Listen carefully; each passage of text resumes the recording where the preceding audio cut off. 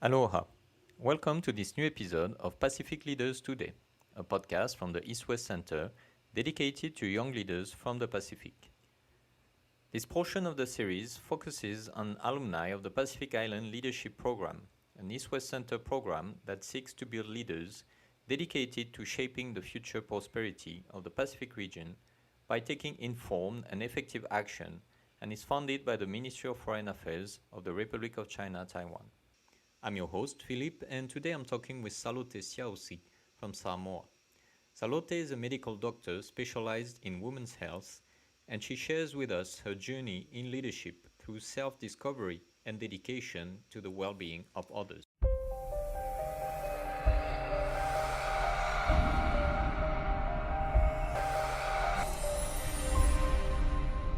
Salote, talofa. Talofa, Philippe.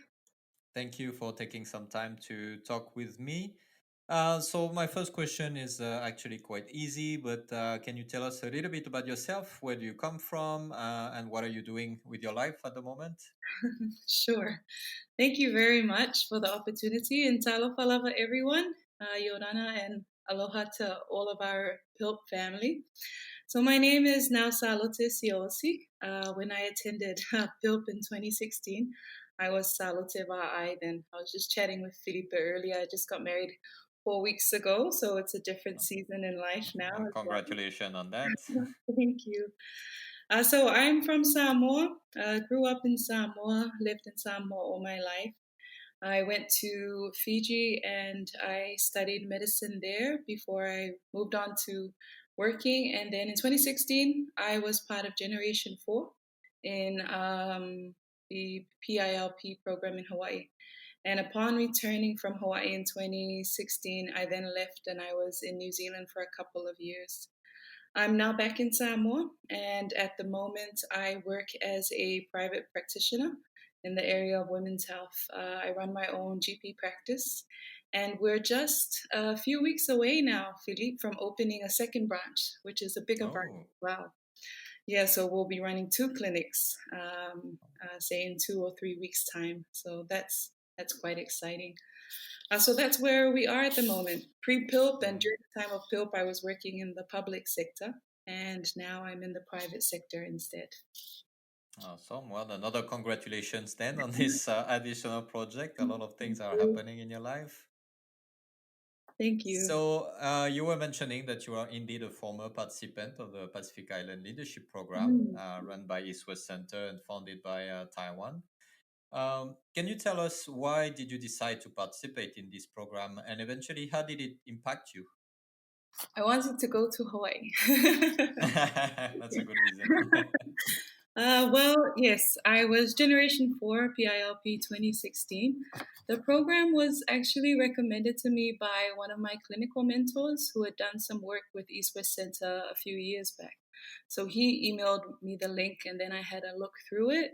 And it was actually the first time that I had heard of this program. So I asked around and I found someone who was an alumni, same class as Philip, Alatina Yoelu. So he was Mhm. Generation 2. So I had a conversation with Alatina, and he really recommended the program as well. So it was after speaking to him that I decided it was something worthwhile applying to, and I was so excited when I got in. So yeah, that was 2016 for me. And as I mentioned, at that time, I was working in the National Hospital, and Mhm. as I shared a few times during my time in Hawaii, I was in a much more stressful space at that point. I was, I guess, very frustrated, very angry in many different ways in that job. And so when the opportunity of PILP was presented to me, I I felt like it was in a way out of the current situation. And also at that point in my job, we were, as many, I guess, young doctors will often experience in their first few years of work, we were trying to implement a few changes in our workplace, and we felt that we were constantly coming up against a brick wall. So, in all honesty, when the opportunity arose, I wanted a way out. I wanted a break. And I wanted to learn a bit more about how leadership could be done better. And I thought I was going to simply go to Hawaii, learn how to be a good leader, come back, and then lead. But instead, PILP was a very different, life changing experience for me, very different from what I had expected, but in a very good way. So instead of just simply flying off to Hawaii and learning about leadership, I went to Hawaii and from PILP, I really learned about humility. Um, I really learned that leadership is not, leadership is about, yeah, learning to humble yourself for the sake of the team. PILP taught me that leaders aren't just, as I previously thought, I thought leaders were people who were loud and bossy like me. But my time in PILP taught me that there are many different personalities, and leaders lead out of different styles, and that in order to be a good leader, one had to be open-minded to the different ways that you could lead. So my time in Hawaii I really learned how to lead out of who I am. And as Philippe knows, I found out I was a number one. So very organized, very driven, like to do lists. But as I learned from Keith Coates, as many other Pilpers have, I learned that there are many good things about a number one. That's what I learned. What was a revelation for me was learning about the weaknesses of my personality. And that's something that I hadn't previously looked at. And as Keith so nicely put it, my weakness was that I was striving for the goal, but I wasn't afraid to stand on people to get to the goal. So that was a very, even though it stung at the time to learn that, I realized the truth in that. I've always been very goal oriented, and I realized that without meaning to, there were many times where I would just aim for the goal, but I would neglect people. And so now, post PILP, now I look after my people and I look after my team as we strive for the same goal. And, keeping boundaries, healthy boundaries in check. Now I know that people come first and the goal comes second. Yeah, and that was PILP. Took PILP to teach me that. All right. And so, as you just said, the program really changed the way that you see leadership. So, after a few years past PILP, would you describe yourself as a leader, and why so?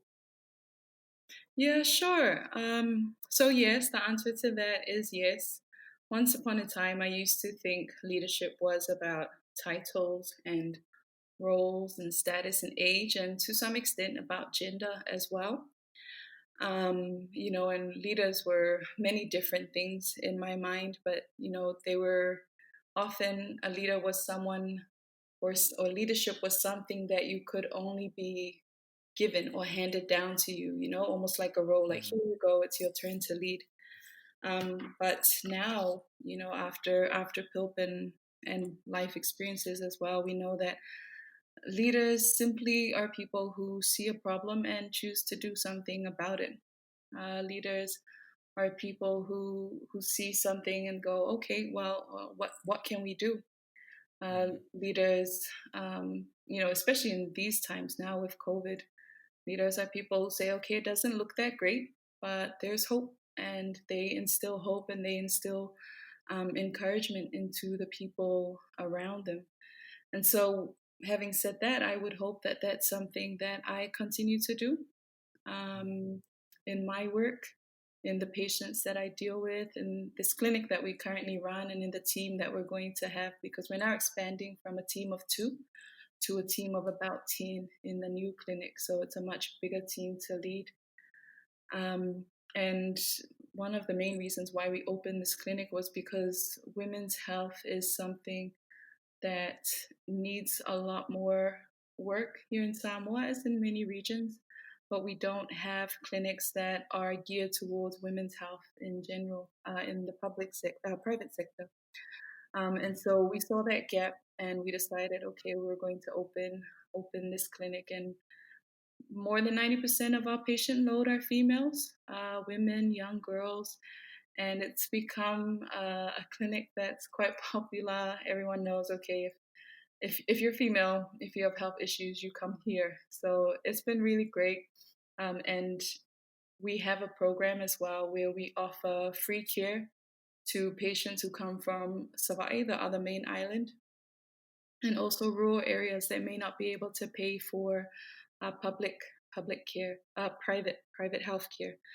And so how it works is it's a pay it forward system. So patients will Mhm. come and then they make a donation, and we make a voucher out of that. And then if someone comes in who is struggling a bit to pay their fee, or who asks to go and come back to pay their fee another time, then they're given the voucher and they're told that someone else has paid for their healthcare. So Nice.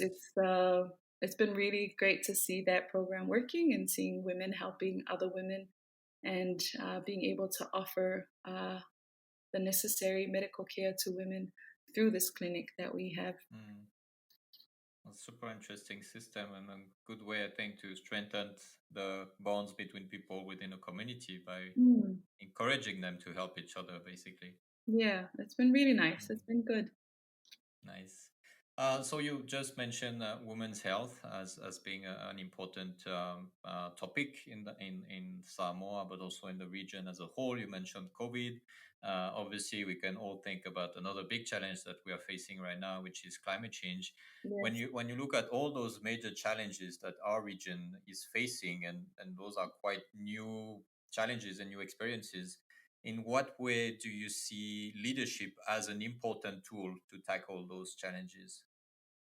Yeah, sure. So, I mean, yeah, I think that's a great question. I think that that's a great topic for conversations, not just here, but in groups as well, because there really are a lot of challenges that the region is facing, especially over the past 2 years. I think COVID has kind of heightened all the other challenges as well. And I guess for looking at the Pacific Island, we always like to try and say that. And for many years, we've often looked at our geographical isolation as a disadvantage. You know, we're isolated from bigger countries for imports and for travel. But I think it's now proven to be Mm, actually an advantage, being so isolated, I guess, with regards to COVID. And, you know, here in Samoa, we're still COVID free since the outbreak started. And our border control has been quite stringent. They've been very strict. And I take my hats off to the leaders in the health sector who have done really well to try and maintain that. But in saying that, COVID-19 over the past couple of years it's the whole pandemic and being shut off from other islands and other countries has really shown the need for leaders and for leadership styles to be open to adaptations and adapting fast. And we're so grateful for technology that people have been able to use to stay in touch, but also for businesses to continue to function and continue to run. Um, for mm, example, in our clinic, so in the area of health at the National Hospital, so our clinic, we order everything that comes through the National Hospital. And since the beginning of COVID, we have gone through several weeks or months of just chronic shortages of equipment and drugs and, you know, blood tests and all kinds of things. And so, you know, in the beginning, it was kind of frustrating because we weren't used to not being able to get certain things done. But now we've been able to reach out to colleagues in New Zealand and Australia, you know, for help, and we consult with them online. And also now people are making more use of technology and relaying results back. So before, for example, you send blood results to mm, New Zealand and then you wait and everything gets sent back eventually. Now it just goes across. We're trying to time everything because flights go out every Thursday. So we try and get bloods done Tuesday. They get packed on Wednesday. They're on the the flight on Thursday. They arrive into Auckland, and then it takes a couple of days before the results are turned around. So we've really had to adapt to not being frustrated that things aren't working the way they used to, but finding new ways to do it, and then just really trying to work with people overseas to make a system happen that works for us as well. I think apart from the pandemic, I think one of the other um, huge issue at the moment in our region is just the unstable political climates. And because it's politics and it's government and they make everything happen, it affects everyone else. So, for example, recently, I guess things have calmed down now here in our country. Our budget's been approved, and so now things are moving a bit more. But definitely unstable political climates, which is a reflection of unstable leadership at that level, really is an issue for the Pacific, especially small countries like us. Mm. And I guess an example of that is I read an article written by Terence Wood, and he was comparing the political instability of Vanuatu and Samoa, and saying that Vanuatu has been unstable for a long time, whereas Samoa has been too stable for a long time. And I thought that that was quite interesting, reading his comparison. And there are a few things that Vanuatu and Samoa have in common. But yeah, just the fact that I think we've become so comfortable in being one of the most politically stable countries for a long time. And now, since April this year, we've just been in and out of court and all this drama happening with our government. And and it's affected, everyone. And I think there are many things that we could talk about, but I think one of the things that stands out for me is just the division that's happened among people and the use of social media to cause that division and to drive that division. And so I think that that's going to be an issue that governments are always going to face now across the Pacific, is the power of social media to either unite or divide people. So unstable political climates will continue to be perhaps a issue that might recur.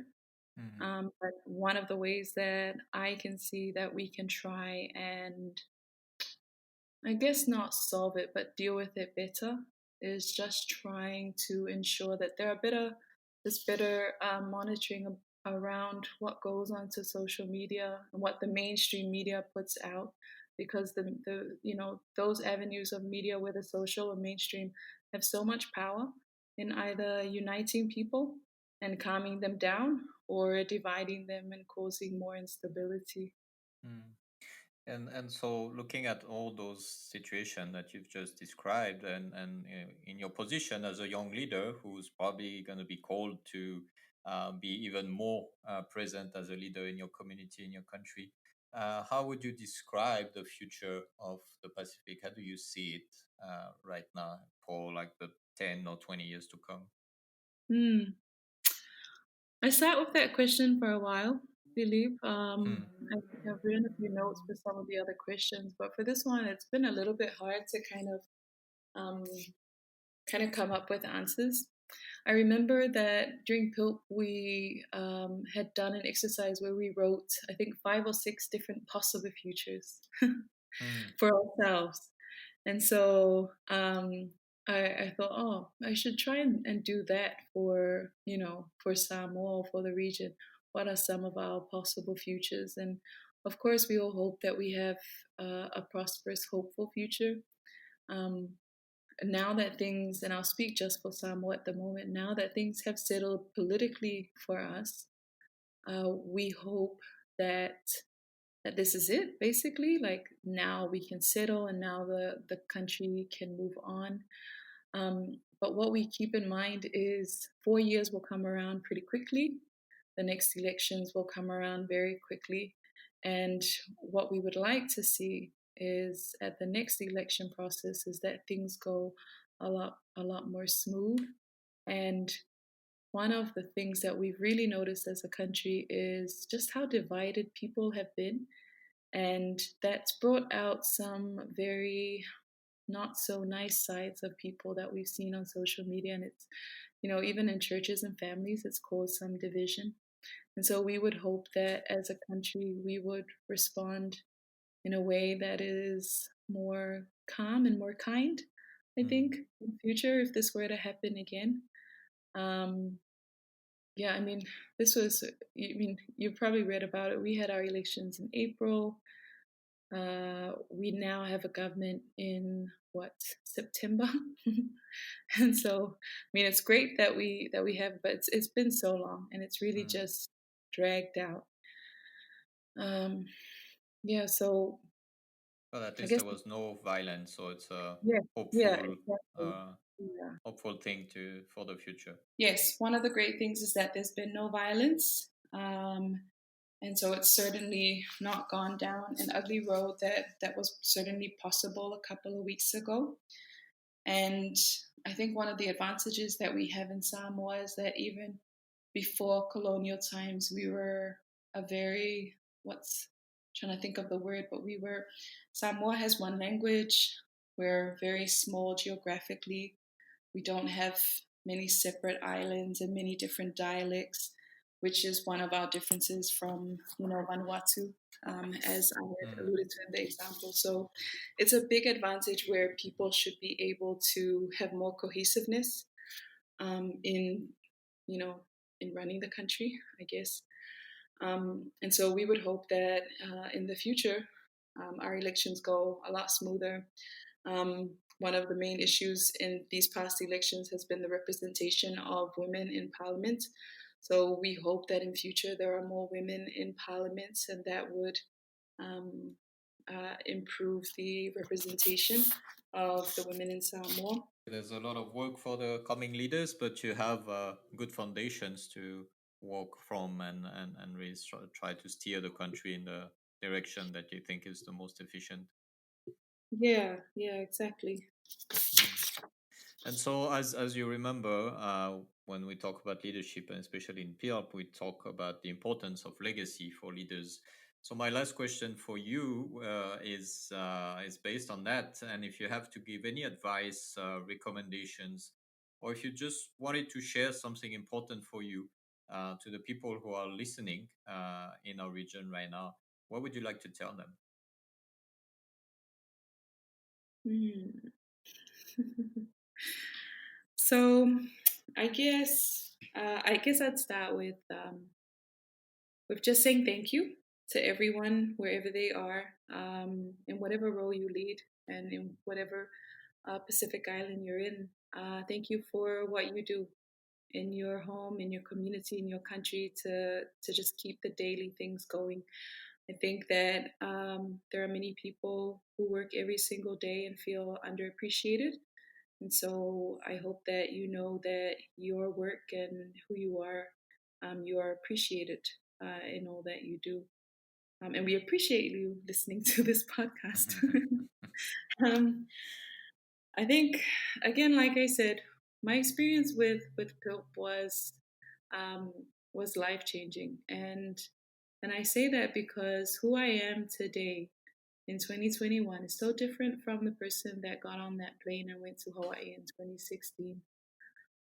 And in so many ways, because like I said, one of the biggest things that I learned in Hawaii and Taiwan was humility. And not in a way that, I was shamed into it or embarrassed into it, but just the experience and learning that, oh, you know, people lead differently, and it's about people, not about the goal, and just understanding different personalities. Like that was something that really opened my mind and my heart to people, and then also just to life in general. And so many of the things that I'm doing today, and so many of the doors that opened to me after PILP, I believe that I could have missed it if I had come back the same person as when I had left. Mm. And so I think one of the recommendation, I guess not recommendations, but advice or reminders that I'd give to people is always stay teachable. um, we're not always right.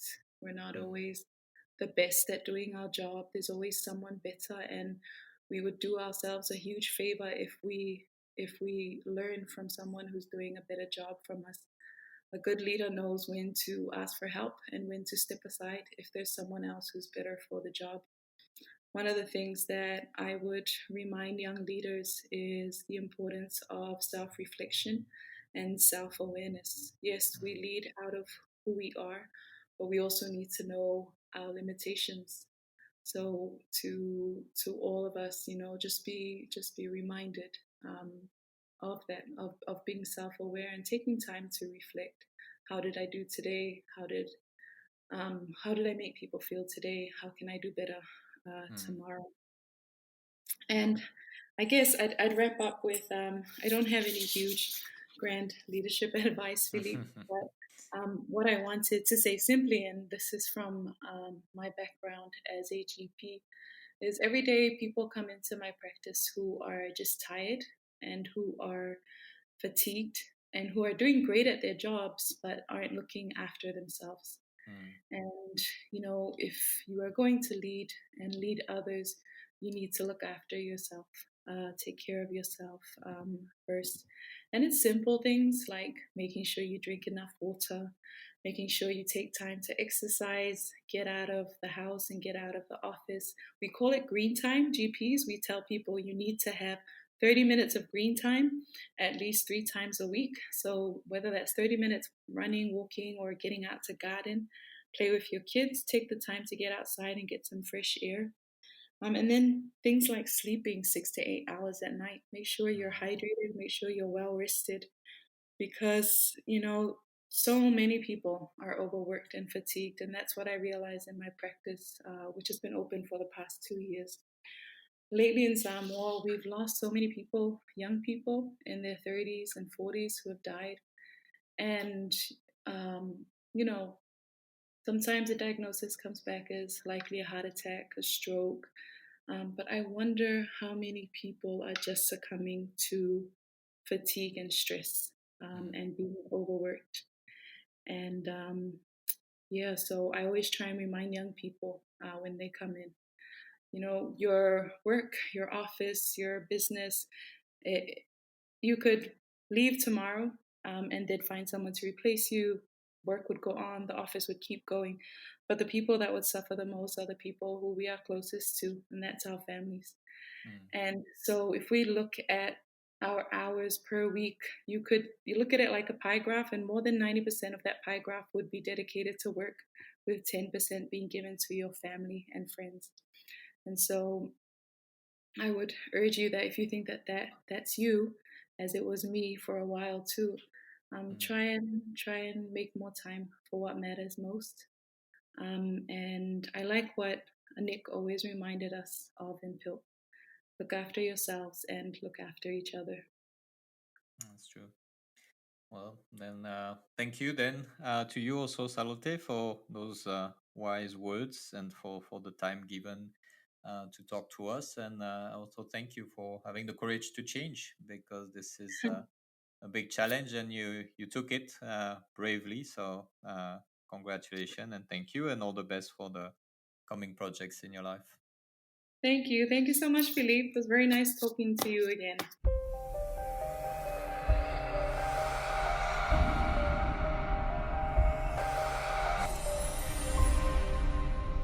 Pacific Leaders Today is the podcast produced by the East-West Center, a non-profit organization that promotes better relations and understanding among the people and nations of the United States, Asia, and the Pacific through cooperative study, research, and dialogue. For more information on the center and its leadership programs, go visit eastwestcenter.org. Mahalo, and I'll see you soon for another episode.